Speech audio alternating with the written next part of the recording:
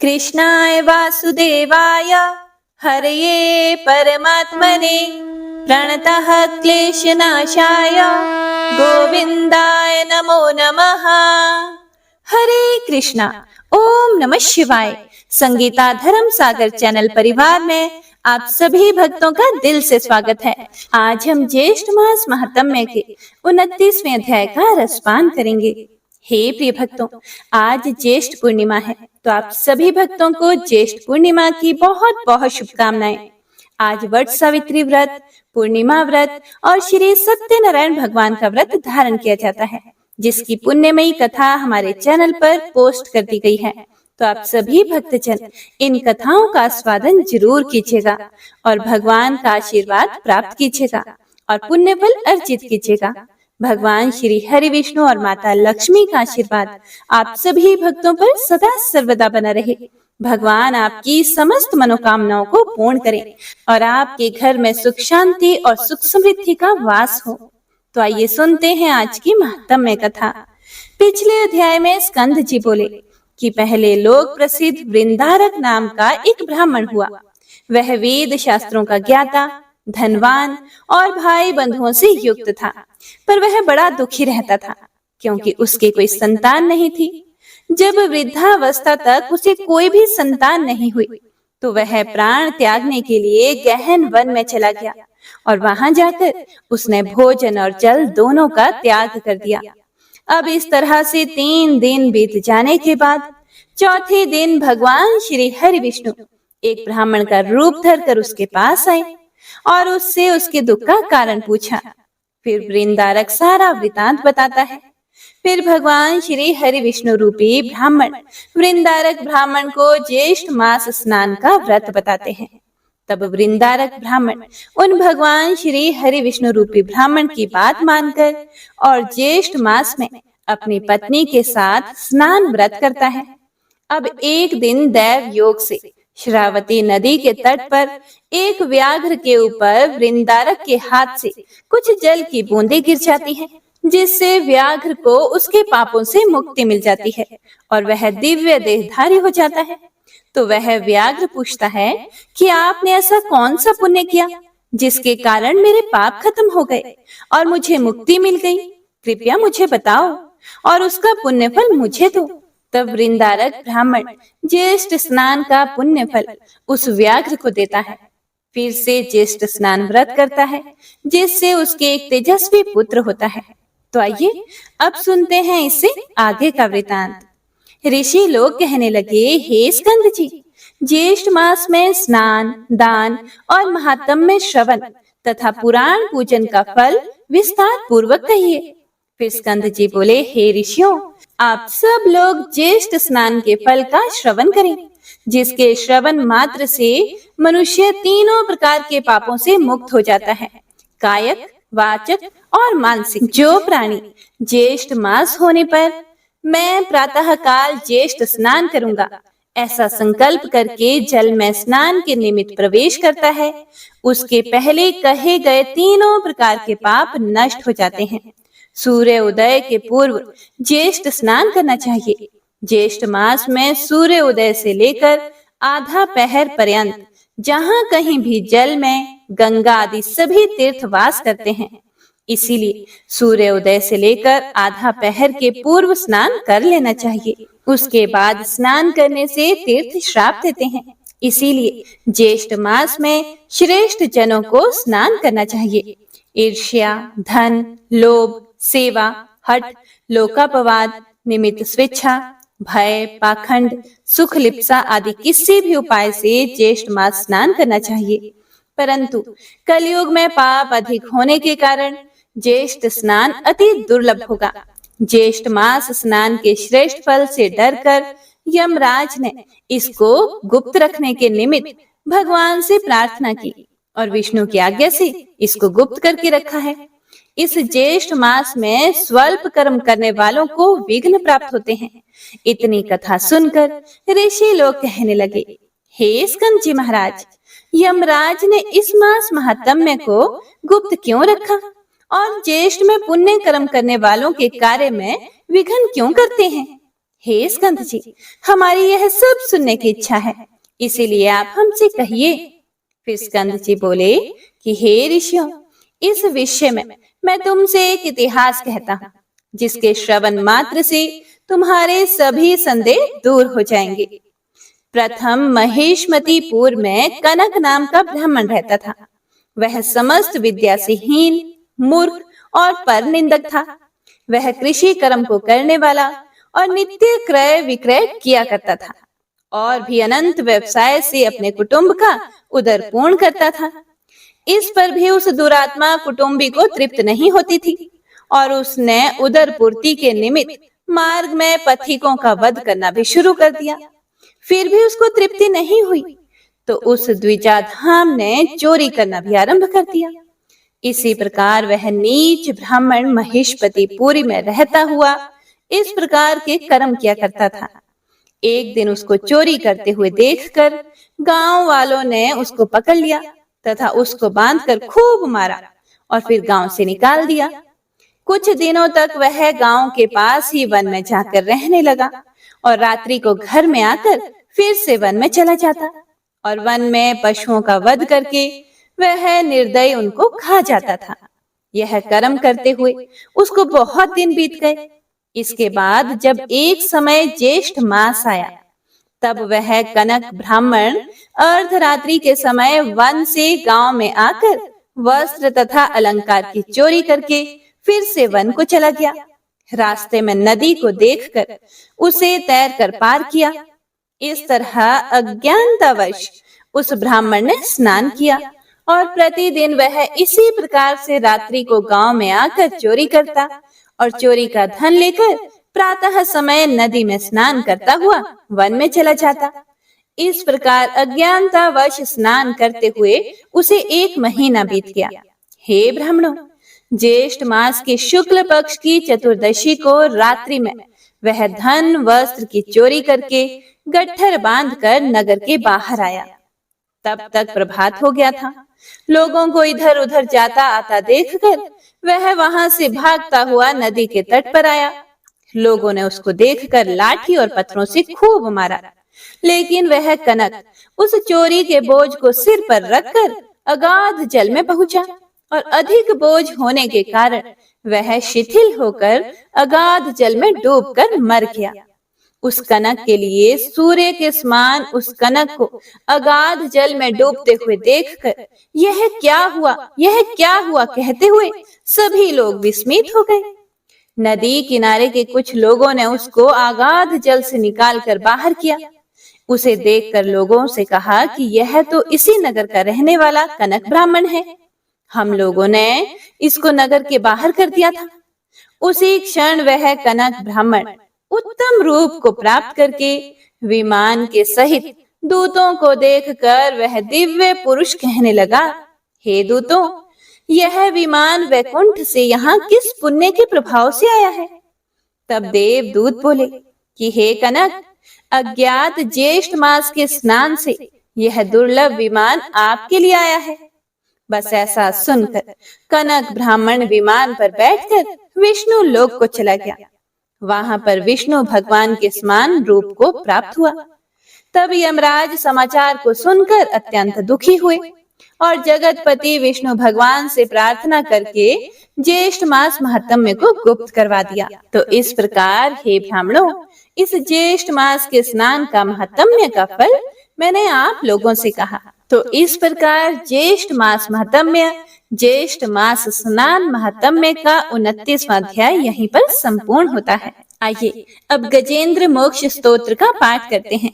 इस माह में गजेंद्र मोक्ष स्तोत्र पढ़ने मात्र से जहाँ हर तरह के ऋण कर्ज से मुक्ति मिलती है, वहीं 10 दिशाओं से शुभ फल दिलाने में भी सक्षम है। इस स्तोत्र का जाप करने से जीवन में किसी भी प्रकार की परेशानियों से मुक्ति मिलती है। श्रीमद् भगवत गीता के 3रे अध्याय में गजेंद्र स्तोत्र पढ़ने को मिलता है। इस स्तोत्र में हाथी और मगरमच्छ के साथ हुए युद्ध का वर्णन किया गया है और गजेंद्र जब युद्ध से हार जाता है तो भगवान श्री हरि विष्णु का ध्यान करके उनकी स्तुति करता है और उसकी स्तुति से प्रसन्न होकर भगवान श्री हरि विष्णु आते हैं और उसे मोक्ष प्रदान करते हैं। और हे प्रिय भक्तों, इस पाठ को करते समय अगर हम अपने मन में यह भावना रखें कि हे श्री हरि विष्णु, हे मेरे प्रभु, जिस प्रकार से आपने गजेंद्र को परेशानी से बाहर निकाला, उसी प्रकार से हमें भी हमारी परेशानियों से बाहर निकालिए, तो यकीन मानिए निश्चित ही भगवान श्री हरि विष्णु हमारी मदद स्वयं करते हैं। तो आइए अब सच्चे मन से भगवान श्री हरि विष्णु का ध्यान करके इस परम कल्याणकारी स्तोत्र का पाठ करते हैं। जय श्री हरि विष्णु। शुक जी ने कहा कि बुद्धि के अनुसार पिछले अध्याय में वर्णन किए गए रीति से अपने मन को नियंत्रित करके और हृदय को स्थिर करके गजेंद्र अपने पिछले जन्म में याद किए गए सर्वोच्च कार्य और बार बार जप किए जाने वाले स्तोत्र का जाप करने लगा। गजेंद्र ने मन ही मन श्री हरि को ध्यान करते हुए कहा, जिनके प्रवेश करने से शरीर और मन चेतन की तरह व्यवहार करने लगते हैं, ओम द्वारा लक्षित और पूरे शरीर में प्रकृति और पुरुष के रूप में प्रवेश करने वाले उस सर्वशक्तिमान देवता का मैं मन ही मन स्मरण करता हूँ, जिनके सहारे ये पूरा संसार टिका हुआ है, जिनसे ये संसार अवतरित हुआ है और जिन्होंने प्रकृति की रचना की है और जो खुद उसके रूप में प्रकट हैं, लेकिन इसके बावजूद भी वो इस पूरी दुनिया से सर्वोपरि और श्रेष्ठ हैं। ऐसे अपने आप और बिना किसी कारण के भगवान की मैं शरण में जाता हूँ और अपने संकल्प शक्ति के बल पर अपने ही स्वरूप में रचित और सृष्टि काल में प्रकट एवं प्रलय में अप्रकट रहने वाले इस शास्त्र प्रसिद्धि प्राप्त कार्य कारण रूपी संसार को, जो बिना कुंठित दृष्टि के साक्ष्य रूप में देखते रहने पर भी लिप्त नहीं होते, चक्षु आदि प्रकाशकों के परम प्रकाशक प्रभु, आप मेरी रक्षा करें। बीतते गए समय के साथ तीनों लोकों और ब्रह्मादि लोकपालों के पंचभूत में प्रवेश कर जाने पर और पंचभूतों से लेकर महत्वपूर्ण सभी कारणों के उनकी परम करुणा स्वरूप प्रकृति में मगन हो जाने पर उस समय दुर्गेय और घोर अंधकार रूपेण प्रकृति ही बच रही थी। उस अंधकार से परे अपने परम धाम में जो सर्वव्यापी भगवान सभी दिशाओं में प्रकाशित होते रहते हैं, वो भगवान मेरी रक्षा करें।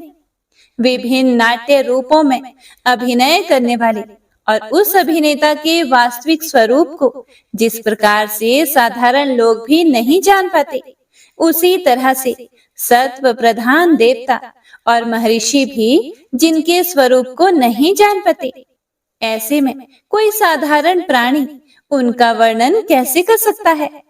ऐसे दुर्गम चरित्र वाले भगवान मेरी रक्षा करें। अनेकों शक्ति से मुक्त सभी प्राणियों को आत्म बुद्धि प्रदान करने वाले, सबके बिना कारण हित और अतिशय साधु स्वभाव ऋषि मुनिजन, जिनके परम स्वरूप को देखने की इच्छा के साथ वन में रहकर अखंड ब्रह्मचर्य तमाम अलौकिक व्रतों को नियमों के अनुसार पालन करते हैं, ऐसे प्रभु ही मेरी गति है।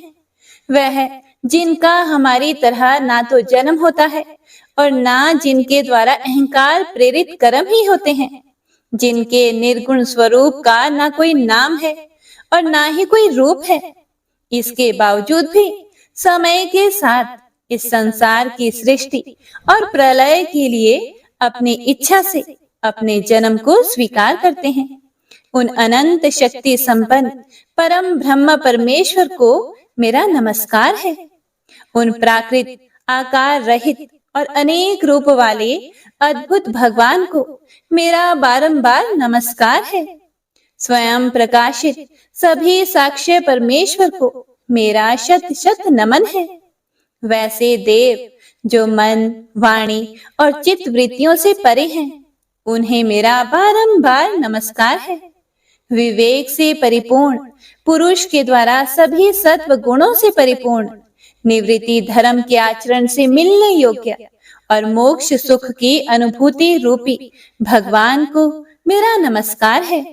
सत्व गुणों को स्वीकार करके शांत, रजोगुण को स्वीकार करके घोर और तमोगुण को अपनाकर मूढ़ से प्रतीत होने वाले भेद रहित अतएव सदा संभाव से स्थित ज्ञान धन प्रभु को मेरा नमस्कार है। शरीर, इंद्रिय आदि के समुदाय रूप सभी पिंडों के ज्ञाता, सबके स्वामी और साक्षी स्वरूप प्रभु को मेरा बारंबार नमस्कार है। सबके अंतर्यामी, प्रकृति के भी परम कारण लेकिन स्वयं कारण रहित भगवान को मेरा शत शत नमस्कार है। सभी इंद्रियों और सभी विषयों के जानकार, सभी प्रतीतियों के कारण रूप संपूर्ण जड़ प्रपंच और सबकी मूलभूता अविद्या के द्वारा सूचित होने वाले और सभी विषयों में अविद्या रूप से भासने वाले भगवान को मेरा नमस्कार है। सबके कारण लेकिन स्वयं कारण रहित तथा कारण होने पर भी परिणाम रहित होने की वजह से अन्य कारणों से भी विलक्षण कारण आपको मेरा बारंबार नमस्कार है। सभी वेदों और शास्त्रों के परम तात्पर्य, मोक्ष रूपी और श्रेष्ठ पुरुषों की परम गति देवता को मेरा नमस्कार है। वह जो त्रिगुण रूपों में छिपी हुई ज्ञान रूपी अग्नि है, वैसे गुणों में हलचल होने पर जिनके मन में संसार को रचने की वृत्ति उत्पन्न हो उठती हो और जो आत्मा तत्व की भावना के द्वारा विधि निषेध रूप शास्त्र से भी ऊपर उठे हों, जो महाज्ञानी महात्माओं में स्वयं प्रकाशित हो रहे हैं, ऐसे भगवान को मेरा नमस्कार है। मेरे जैसे शरणागत पशु के समान जीवों की अविद्या रूप फांसी को पूर्ण रूप से काट देने वाले परम दयालु और दया करने में कभी भी आलस्य नहीं करने वाले भगवान को मेरा नमस्कार है। अपने अंश से सभी जीवों के मन में अंतर्यामी रूप से प्रकट होने वाले सर्वनियंता अनंत परमात्मा आपको मेरा नमस्कार है। जो शरीर, पुत्र, मित्र, घर और संपत्ति सहित कुटुंबियों में अशक्त लोगों के द्वारा कठिनाई से मिलते हों और मुक्त पुरुषों के द्वारा अपने हृदय में निरंतर चिंतित ज्ञान स्वरूप सर्व समर्थ परमेश्वर को मेरा नमस्कार है। वह जिन्हें धर्म, अभिलाषित भोग, धन और मोक्ष की कामना से मनन करके लोग अपनी मनचाही इच्छा पूर्ण कर लेते हैं, अपितु जिन्हें विभिन्न प्रकार के अयाचित भोग और अविनाशी पार्षद शरीर भी देते हैं, वैसे अत्यंत दयालु प्रभु मुझे इस प्रकार की विपदा से हमेशा के लिए बाहर निकालें। वह जिनके एक से अधिक भक्त हैं, जो मुख्य रूप से एकमात्र उसी भगवान की शरण में हैं, जो धर्म, अर्थ आदि किसी भी पदार्थ को नहीं चाहते, अपितु जो केवल उन्हीं के परम मंगलमय एवं अत्यंत विलक्षण चरित्र का गुणगान करते हुए उनके आनंदमय समुद्र में गोते लगाते रहते हैं। उन अविनाशी, सर्वव्यापी, सर्वमान्य ब्रह्मादि के भी नियामक अभक्तों के लिए भी हमेशा प्रकट होने वाले, भक्ति योग द्वारा प्राप्त अत्यंत निकट होने पर भी माया के कारण अत्यंत दूर महसूस होने वाले, इंद्रियों के द्वारा अगम्य और अत्यंत दुर्विज्ञ, अंत रहित लेकिन सभी के आदि कारक और सभी तरफ से परिपूर्ण उन प्रभु की मैं स्तुति करता हूँ। वो जो ब्रह्मा सहित सभी देवता, चारों वेद तथा समस्त चराचर जीव नाम और आकृति भेद से जिनके अत्यंत क्षुद्र अंशों से रचे गए हैं, जिस तरह से जलती हुई अग्नि की लपटें और सूरज की किरणें बार बार निकलती हैं और फिर से अपने कारण में ही लीन हो जाती है, उसी प्रकार बुद्धि, मन, इंद्रियां और नाना योनियों के शरीर, जिन सभी गुणों से प्राप्त शरीर जो स्वयं प्रकाश परमात्मा से प्रकट होता है और फिर से उन्हीं में लीन हो जाता है, वह प्रभु जो ना तो देवता है, ना असुर, ना मनुष्य हैं और ना ही मनुष्य से नीचे किसी अन्य योनि के प्राणी। ना ही वो स्त्री हैं और ना ही पुरुष, ना ही नपुंसक और ना ही वो कोई ऐसे जीव हैं जिनका इन तीनों ही श्रेणी में समावेश है। वो ना तो गुण है, ना कर्म, वो ना ही कार्य है और ना ही कारण। इन सभी योनियों का निषेध होने पर जो बचता है वही उनका असली रूप है और वे ही सब कुछ हैं। ऐसे प्रभु मेरा उत्थान करने के लिए प्रकट हो। अब मैं इस मगरमच्छ के चंगुल से आजाद होने के बाद जीवित नहीं रहना चाहता। इसकी वजह ये है कि मैं सभी तरफ से अज्ञानता से ढके इस हाथी के शरीर का क्या करूं? मैं आत्मा के प्रकाश से ढक देने वाले अज्ञानता से युक्त इस हाथी के शरीर से मुक्त होना चाहता हूँ, जिसका काल क्रम से अपने नाश नहीं होता, बल्कि ईश्वर की दया और ज्ञान से उदय हो पाता है।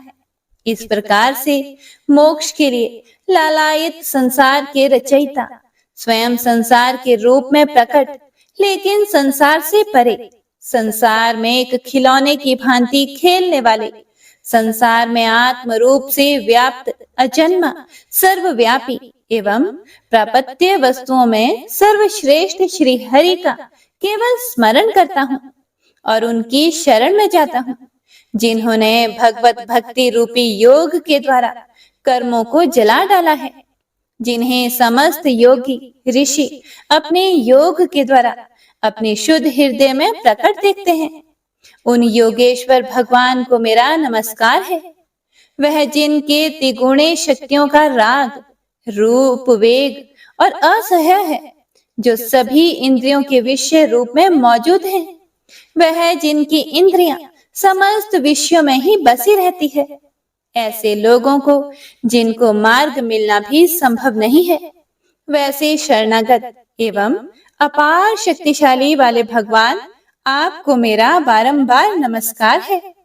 जिनकी अविद्या नाम के शक्ति के कार्य रूप अहंकार से ढके हुए हैं, वह जिनके रूप को जीव समझ नहीं पाते हैं, ऐसे अपार महिमा वाले भगवान की मैं शरण लेता हूँ। हे प्रिय भक्तों, श्री सुखदेव जी कहते हैं कि वह जिसने पूर्व प्रकार से भगवान के भेद रहित सभी निराकार रूप का वर्णन किया था, उस गजराज के करीब जब ब्रह्मा आदि अन्य कोई भी देवता नहीं आए, जो अपने विभिन्न प्रकार के विशेष विग्रहों को ही अपना रूप मानते हैं, ऐसे में साक्षात विष्णु जी, जो सभी के आत्मा होने के कारण सभी देवताओं के रूप हैं, तब वह वहां पर प्रकट हुए।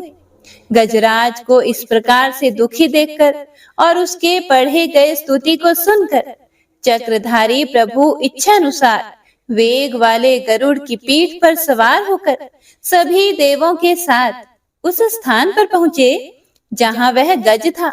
गज अर्थात हाथी था।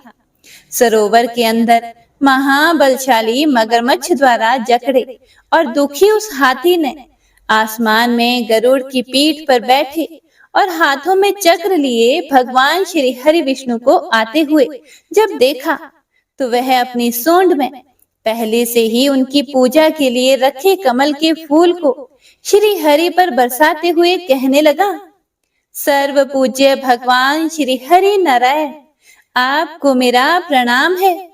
सर्व पूज्य भगवान श्री हरि, आपको मेरा नमस्कार है। लाचार हाथी को पीड़ित देखकर श्री हरि विष्णु गरुड़ से नीचे उतरकर सरोवर में उतर आए और वह दया से प्रेरित होकर ग्राह सहित उस गज को तुरंत ही सरोवर से बाहर निकाल आए और देवताओं के देखते ही देखते अपने चक्र से मगरमच्छ के गर्दन को काट दिया और हाथी को उस पीड़ा से बाहर निकाल लिया। तो इसी के साथ गजेंद्र मोक्ष स्तोत्र संपूर्ण हुआ। तो सभी एक बार प्रेम से बोलिए, भगवान श्री हरि विष्णु की जय। बंशी शोभित कर मधुर नील जलद तन श्याम, अरुण अधर जनु बिंब फल नयन कमल अभिराम, पूर्ण इंद्र अरविंद मुख पीत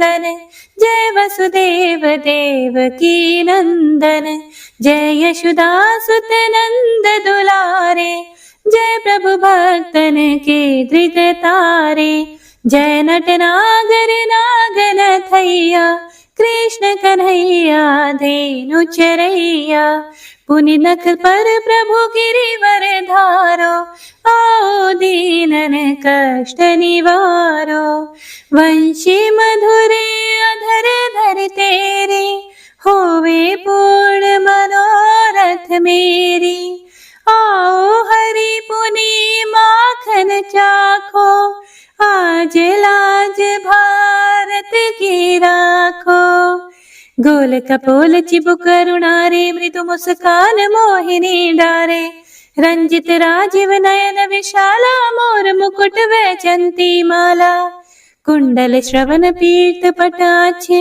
कटि किंकणी काछन काछे, नील जलज सुंदर तनु सोहे, छवि लखि सुर नर मुनि मन मोहे, मस्तक तिलक अलक घुंघराले, आओ कृष्ण बांसुरी वाले, करि पय पान पूत नहीं तार्यो, अका बका का सुर मार्यो, मधुवन जलत अग्नि जब ज्वाला, भय शीतल लखि तहि नंद लाला, सुरपति जब ब्रज चढ़े और साई, मोसर धार वारी वर्षाई, लगत लगत ब्रज चहन बहायो, गोवर्धन नख धारी बचायो, लखी यशोदा मन ब्रह्माधिकाई, मुख मह 14 भुवन दिखाई, दुष्ट कंस अति उधम मचायो, कोटि कमल जब फूल मंगायो, नाथी काली यही तब तुम लीन है, चरण चिन्ह दई निर्भय कीन है, करि गोपिन संग रास विलासा, सबकी पूर्ण करी अभिलाषा, केतिक महासुर संहार्यो, कंस ही केस पकड़ी दई मार्यो, मात पिता की बंदी छुड़ाई, उग्रसेन कहा राज दिलाई, मही से मृतक चाहो सुत लायो, मातु देव की शोक मिटायो, भौमासुर मुरे दैत्य सहारी, लाए 68 सहस कुमारी, दई भी नहीं तृण चीर सहारा, जरा सिंधु राक्षस का हमारा, असुर बकासुर आदिक मार्यो, भक्तन के तब कष्ट निवार्यो, दीन सुदामा के दुख टार्यो, तंदुल 3 मूठ मुख डार्यो, प्रेम के साग विदुर धर मांगे, दुर्योधन के मेवा त्यागे, लखी प्रेम की महिमा भारी, ऐसे श्याम दीन हितकारी, भारत के पारथ रथ हाके, लिए चक्र करे नहीं बलता के, निज गीता के ज्ञान सुनाए, भक्तन हृदय सुधा वर्षाए, मीरा थी ऐसी मत वाली, विष पी गई बजा कर ताली, राणा भेजा सांप पिटारी, शालिग्राम बने बनवारी, निज माया तुम विधि दिखायो, उरते संशय सकल मिटायो, तब शत निंदा करि तत्काला, जीवन मुक्त भयो शिशुपाला, जब ही द्रौपदी तीर लगाई, दीनानाथ लाज अब जाई, तुरत ही वसन बने नंदलाला, बढ़े चीर भई अरि मोह काला, असनाथ के नाथ कन्हैया, डूबत भंवर बचावत नैया, सुंदर दास आसुर धारी, दया दृष्टि कीजे बनवारी, नाथ सकल मम कुमति निवारो, क्षमहु बेगी अपराध हमारो, खोलो पट अब दर्शन दीजिए, बोलो कृष्ण कन्हैया की जय, बोलो कृष्ण कन्हैया की जय, बोलो कृष्ण कन्हैया की जय। यह 40वां कृष्ण का पाठ करे उरधारी, अष्ट सिद्धि नवनिधि फल, लहे पदारथ चारी। जय श्री कृष्ण।